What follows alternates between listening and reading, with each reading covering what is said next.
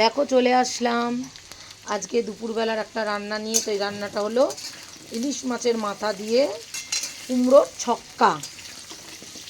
তার জন্য তেলের মধ্যে জিরে ফোড়ন দিয়ে কুমড়ো ভাজতে বসিয়ে দিয়েছি।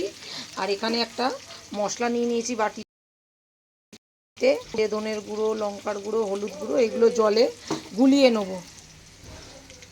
আমি এখানে একটা ছোট্ট আলু ভেজে নিয়েছি, তোমরা চাইলে দিতেও পারো আবার নাও দিতে পারো, শুধু কুমড়োর করতে পারো। আমি আলু ভালোবাসি তাই জন্য আলু দিলাম। কুমড়োটা ভাজা ভাজা হয়ে গেছে, এবার মশলাটা জলে গুলিয়ে রেখেছি ওইটা দিয়ে দেবো।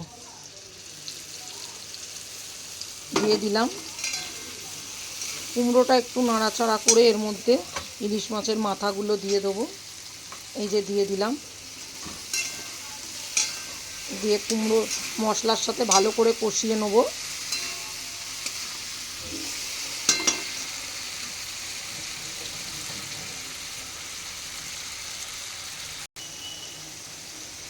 রান্না হয়ে গেছে কুমড়োর ছক্কা, কষিয়ে আমি জল দিয়ে দিয়েছিলাম।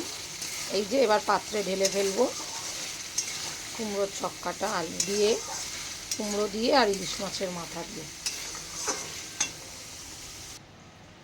তো রেডি হয়ে গেল কুমড়োর ছক্কা ইলিশ মাছের মাথা দিয়ে, ঢেলে ফেলেছি। দেখতেই পাচ্ছ গরম গরম ধোঁয়া উঠছে। তো এইভাবে তোমরাও বাড়িতে বানিয়ে ফেলো চটপট ইলিশ মাছের মাথা দিয়ে কুমড়োর ছক্কা। তো বন্ধুরা, আমার ভিডিও ভালো লেগে থাকলে অবশ্যই লাইক কমেন্ট শেয়ার করে দিও। ইউটিউবের বন্ধুরা আমার চ্যানেলটা সাবস্ক্রাইব করে নিও আর আমার ভিডিওটা শেষ অবধি দেখার অনুরোধ রইল তোমাদের কাছে।